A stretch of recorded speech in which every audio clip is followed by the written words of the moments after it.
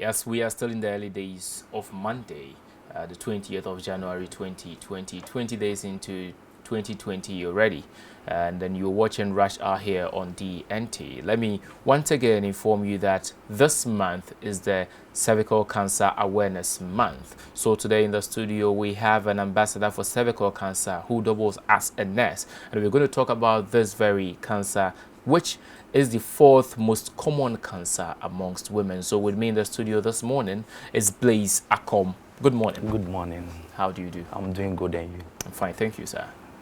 It's funny, but yes, it is true too that this time around we have a male, a gentleman, being an ambassador for cervical cancer. Yes. I've done this for about 3 years now, and I had a dream about this whole campaign. One night I was asleep and I saw 2 sheets of paper folded, and something prompted me to open one. I opened the first one. It was cervical cancer. I said, cervical cancer, how can a male be talking about this kind of thing? So I just decided to open the second. It was breast cancer too. So something told me to pick the first one and talk about it. The next I started everything, and that was it. So it's actually a calling that you talk about cervical cancer. Yes. Okay, now let's look at cervical cancer. What is it? Okay, let me first of all say hi to all the viewers. When we talk about cancer itself, you know, every institution or every organization is governed by rules. So your body is also governed by rules. That's why at times your bladder will get full and something will prompt you that you need to pee. Now the whole body is made up of cells. It gets to a time these cells needs to die so that new ones will replace them. But we have these stubborn cells in such a way that it will get to a time for them to die, and they will not die, and still new ones will be growing addition to them. When it happens that way, there will be abnormal growth of the cells there. Now, depending on the part of the body that the abnormal growth will occur, that's where we turn to that particular cancer. So when we talk about cervical cancer, we have what we call a cervix. And the cervix is found between the womb and the vagina. Okay. And what happens is we have 2 major portions of the cervix. We have the one which opens directly into the vagina, and we have the one which opens directly into the womb. When you take the one which opens directly into the vagina, we have some cells they're called the squamous cells. So whenever there's abnormal growth of these cells, it results in a certain type of cervical cancer called the squamous cell carcinoma, which affects about 90% of women. Now, when you take the portion that opens into the womb, we also have certain cells over there called the glandular cells. These cells too can also overgrow and result in what we call the adenocell carcinoma. And some point in time, these 2 cells can be affected at the same time, and it will result in a certain type also called the mixed carcinoma. So cervical cancer is just abnormal growth of cells on the cervix. Oh, wow. Okay, let me just inform our viewers that our WhatsApp line is active. The Tigo number on your screen is active. You can send your questions or whatever reaction you have to whatever is being discussed here this morning to the WhatsApp number, and we're going to make sure that we speak to Blaze Akom about it. We ask him your question, and for sure we will activate the phone line so that you can also put your questions to him. So now let's look at the cause of cervical cancer. I have only found out that the type 16 and 18 of human papilloma virus causes cervical cancer. Is it only that, or there are some more things that cause it? Okay, before I move to the causes, you know, I was talking about the cervix. Okay. Someone might say, so what is this cervix doing for females? This cervix plays a major role. Now, whenever you are having or you are experiencing your menstrual period, there's this kind of opening called the cervical ox. That's where menstrual blood flows. Then it comes into the vagina, then it comes into your pad and whatever. And whenever you have sexual intercourse with your husband, the same cervical ox directs the sperms in there for fertilization to take place. When you are a lady and you are pregnant, the same cervix closes up to protect your baby or the fetus till the time of birth. And whenever birth is due, it opens again or it dilates for the baby to pass through. That's where the cancer affects. So when we look at the causes, in fact, cervical cancer is one of the cancers that now we've known the causes. Because most cancers, we usually say that we don't know the cause, but now we've known that the human papilloma virus, that's the HPV, causes about 99% of all cervical cancer cases. Now, this kind of virus is so stubborn in such a way that it gets into your system, it steadies your system for about 5, 10, some even 25 years, 30 years. it steadies your system, see the weaknesses and the strengths of your cells in there, then try to capitalize on the cells and make them what? Overgrow. As we said, type 16 and type 18 are the major types that causes the cervical cancer that we're talking about. But we have more than 100 strains of the HPV.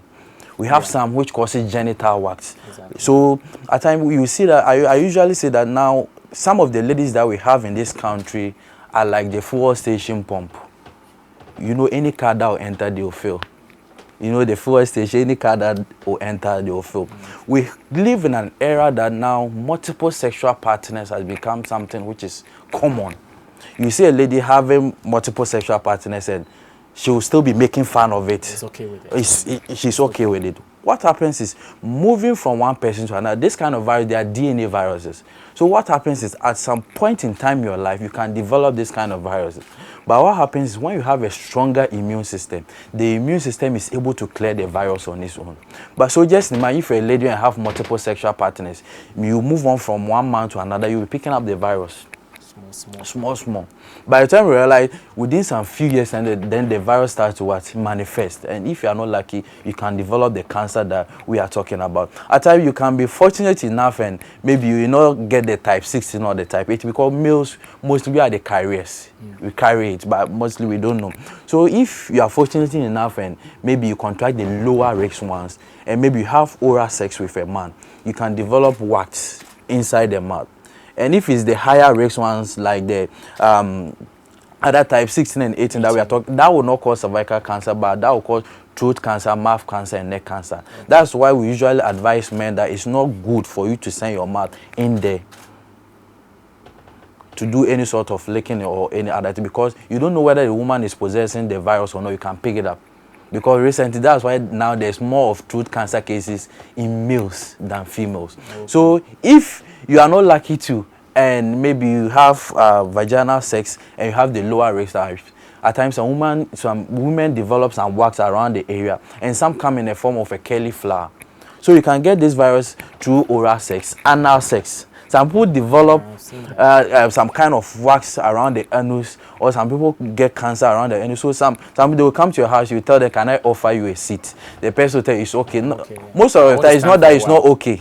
What is going on there, the person cannot sit down. So this virus is very common within the general population, but the good thing is when you have a stronger immune system, it's able to clear it. Okay. Anything that suppresses the immune system can also lead to cervical cancer. Now, most of our adverts that we see on telly or we hear on radio stations, one is alcohol. Two, now most ladies want the vagina to be tight. I usually ask myself, what did you do in the first place and the place became bigger? Opened up. What happens is, in God's own wisdom, we have this kind of bacteria and they call the normal vaginal flora. So anytime this kind of bacteria protect you naturally from infection, so there's no need for you to send any chemical, any artificial just to tighten the vagina. Send it there. When it happens that way, you send it there, you kill that bacteria that protects you naturally from infection. So anytime you come into contact with some infection, you easily get it. And this infection can travel a whole long way to affect your cervix in there. Now, we have, now ladies have made us know that the sprays and the deodorant that we use for our body, you can use it in there. Oh, now we have vaginal spray and deodorants in the system. Even in Kotobabi, one woman told me someone advised her to use kerosene with some water to tighten the vagina. That's vaginal tightness for you.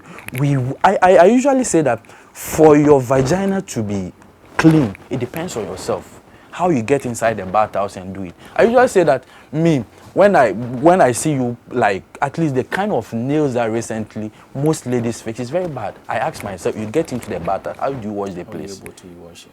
Because you need to squat, expose the area, clean it very well. You see most of them, they'll get inside the bath, they'll just fetch the water with the pill and just splash it and they're out.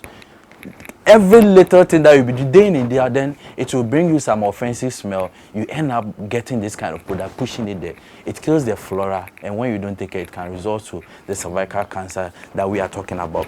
Another thing is smoking. Okay. Now, we all smoke. We have two types of smokers. We have the active smokers and the passive smokers. The active ones are those who take in directly, and the passive ones are with those who inhale it just outside. What happens is when you smoke, it weakens your immune system. And if you can remember, I said when your immune system is strong, it's able to clear the HPV that we are talking about. And cigarette contains about 69 chemicals that can cause cancer. You take it into your system, it gets into your system, it can cause the cells over there to what? Overgrow. Okay.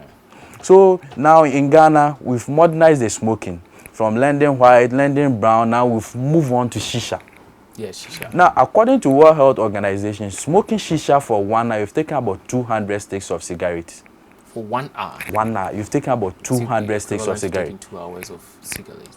200 sticks of cigarettes, wow. Just an hour, because it's just flavor, and it's just not, it's tobacco that we've used in doing it. We have strawberry cappuccino and all those things. Taking this, even with those who inhale it, aside, we are at risk. Passive smokers. The passive smokers, it weakens your immune system. Whenever it gets into your system, then it causes a whole lot of harm. Now, there's even a cigarette in the form of a pen, which is also causing a whole lot of. So smoking, using things to tighten the vagina and the HPV are some of the things that can help suppress your immune system, and it can let you expose yourself to certain infection, and it can cause a whole lot of harm to you. Cervical cancer. Yes. I usually say that if we don't take it, some few years to come, someone will come to this country, package, excuse me to say, feces, and sell to women, they will buy. Yes. But talking about cervical cancer, let's look at the symptoms of cervical cancer, especially in the early stages of it.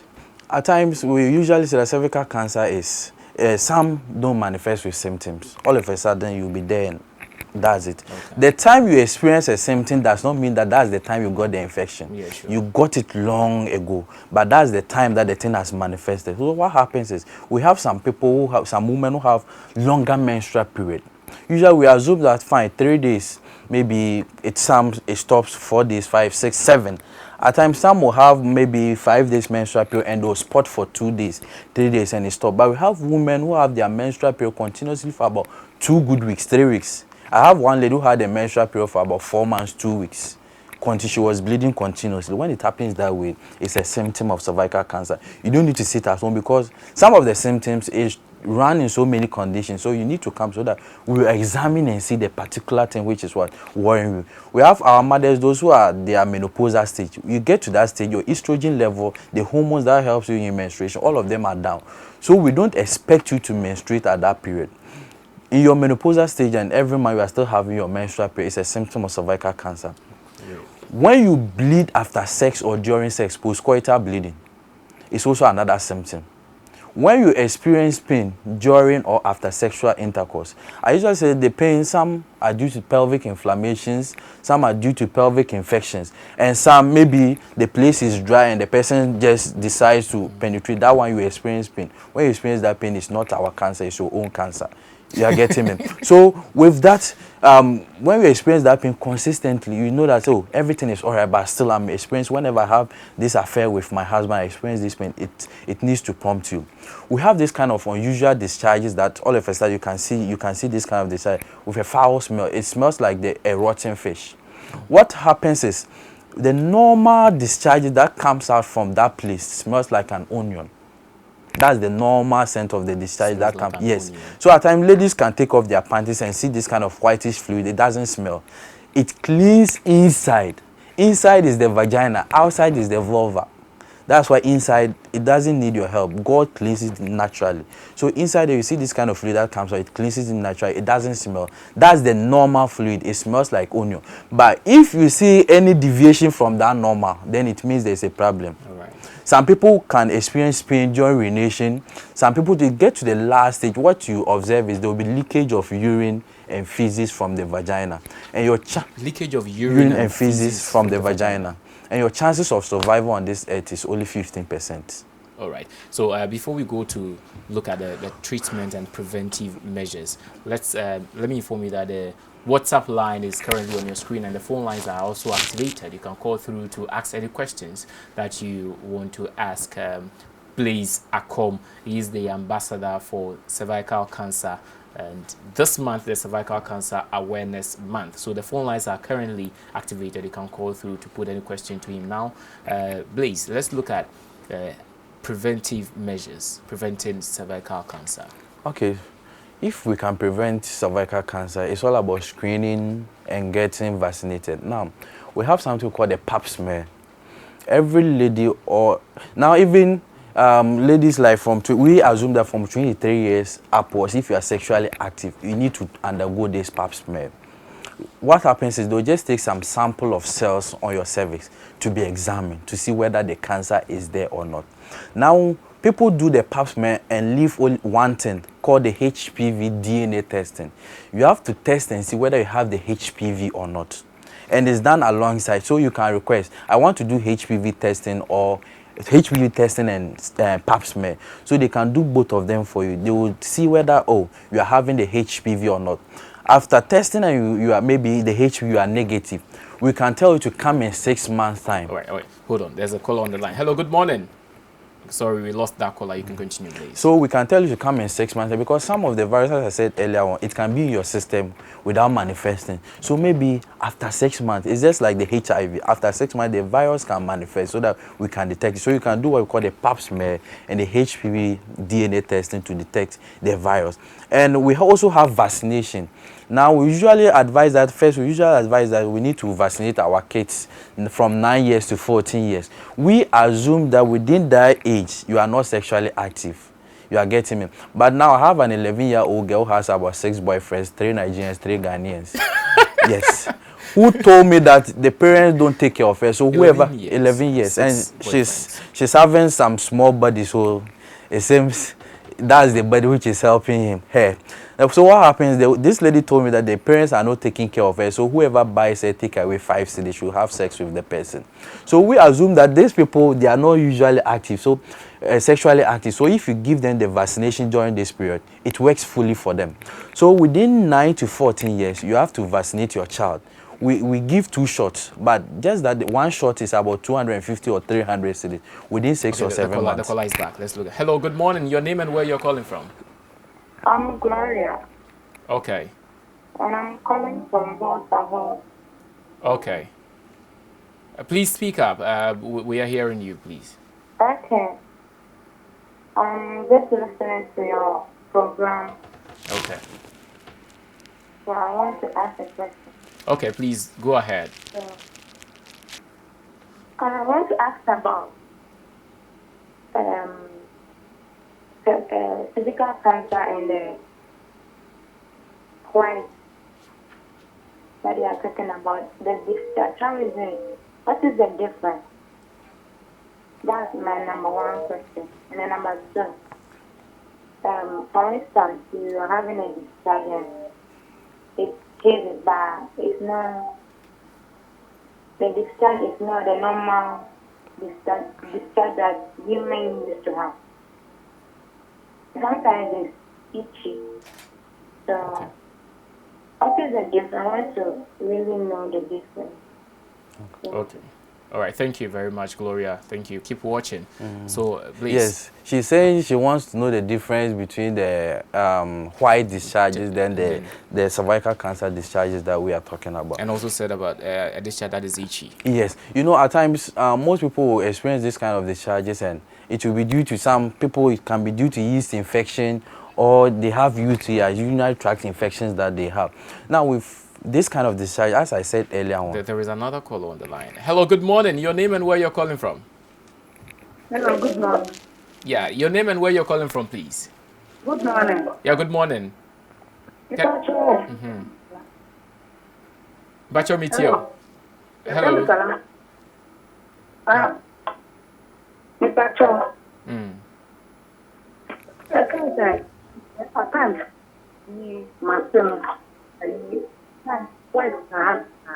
Me pacho obetumi agina baby ye kakra mai.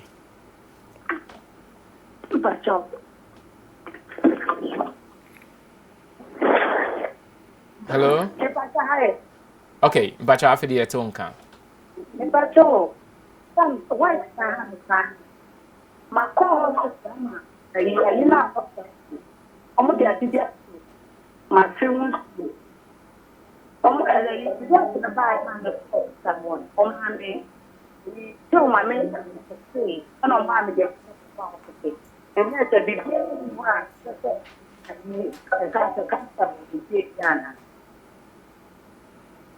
Okay. Okay. All right. Thank you.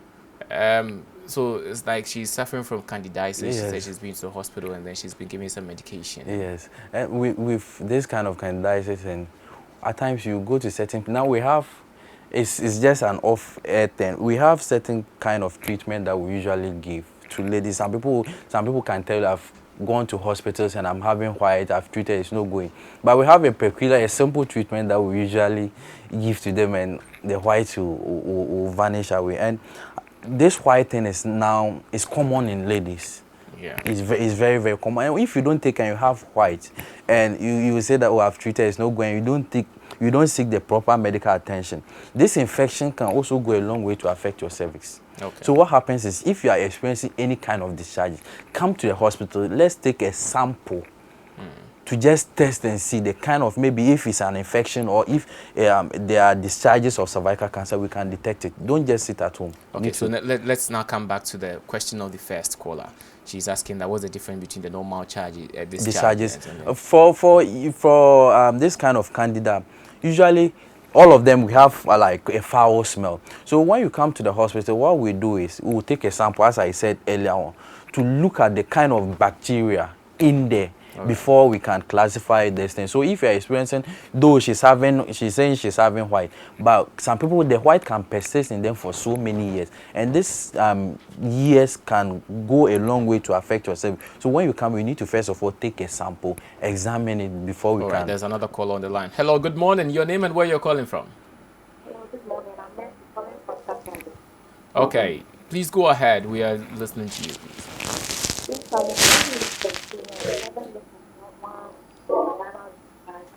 I I cannot hear you. Can you please speak up a little bit? I've been having lunch, but I have normal vaginal discharge. Okay. And I've been going to hospital, several hospitals. They'll give me medicine to go and come back again. So last year I went for the asthma test, and they said my cervix was faulty. So I don't know what to do, but I've gone to about 3 or 4 different hospitals, but the problem is still there. You say your cervix is faulty. Yeah, they said it's healthy, nothing is wrong with it. It's healthy, nothing is wrong. Yes, Yet you have this discharge. yes. That is, it comes with a smell. Sorry. You have this discharge that comes with a foul smell. Yes. Okay. All right. Thank you very much. So, as she said, the cervix is healthy, but still she's experiencing this kind of foul discharge. Then it needs to prompt you that you need to seek additional tests. I don't know the kind of, maybe they've done the pap smear, because since she said the cervix is healthy, they've done the pap smear for her and they are saying it's healthy. But you need to do further tests to see whether there's some bacteria in there which is causing, because we have UTIs, we have this kind of candida, and we have this kind of yeast infections or any other thing. So at times you can take samples to test them. Hello, good morning. Your name and where you're calling from? Hello, good morning. Yeah, good morning, sir. Your name and where you're calling from? Please, I'm called Salisu from Tamale. Okay. Please go ahead. Yeah, I'm really enjoying your program. Thank you. So I urge you to keep it up. My problem is about this active and the passive smoking thing. Yes. So why can't you embark on a campaign to put stop to smoking and other things? Okay, so... And my second thing is about, I want to know if there's any relationship between the cervical cancer and candidiasis. Okay, all right. Thank you very much, and keep watching. So, is there any relationship between cervical cancer? Oh no, they don't have any relationship. The only thing is that if you are having this kind of white or candida and you don't treat it, it can go a long way to affect your cervix. But they don't have any kind of relationship. All yes. right. So and the banning of this cigarette that he's saying, we cannot ban it, but we need to regulate it. Okay. Yes, it's something that we need some to. sort of regulation. Yes, there should be some regulations. Maybe smoking in public places. Yes, and the amount we put on them, it should be a little bit expensive. Okay. So that. All right. So closing on this. The symptoms. The symptoms. Somebody asked that this itchy discharge. We'll come to that, but there's a caller on the line. Hello. Good morning. Hello. Good morning. Your name and where you're calling from? Hello, good morning. Yeah, good morning. Your name and where you're calling from, please. Please, I'm Rashida calling from Mampong. Okay, Rashida, please go ahead. We're hearing you. Please, I want to know how to, apart from the natural cleaning that the vagina has, I want to know how to clean it, the outer part of the vagina. Okay, thank you very much. That's it. Okay, keep watching. He will answer you. So before I even go to a question, now, what I usually advise ladies to do to prevent all this kind of infection thing is, now you get a lady who will get inside the bathhouse in the evening and wash the panties. It's good. But you see, in the evening, the person has a needle at the back of the door somewhere, just hang it there. It will be there and it will dry up. The person will take it and wear it. But what happens is, you need to hang it so that there will be some sort of sunlight or radiations to kill this kind of bacteria. When it's there, there's no sunlight and you've not even ironed it. There's still bacteria there. So whenever you put it on, you are still sending this kind of bacteria in there. And now, even every lady, when they are going to, they use a tissue. Most of them don't know how to use the tissue. After urinating, they usually clean from back to front. That should be from Front to back. Because the back there is not all that clean. Cleaning from that place, you are rather sending infection in there. So back to a question that she is asking, you get inside the bath, under normal circumstances, we said when you get inside the bath, you need to even wash your hands well before you even get there.